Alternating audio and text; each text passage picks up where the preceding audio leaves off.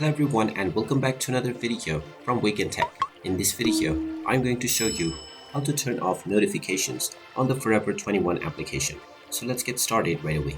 Now, if you are receiving notifications from the Forever 21 app and you don't wish to receive it anymore, then you will simply need to long press on the Forever 21 application and you will see the info button. Tap on this button and you will end up within the application info page.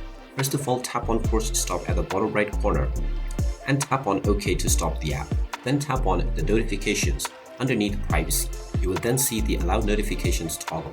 You can simply turn this off and this will disable all notifications from the Forever 21 app. You can also click on notification categories in order to view the various different kinds of notifications and filter within which kind you would like to receive or not. You can come back to this setting at any time if you wish to turn back on the notifications for the application.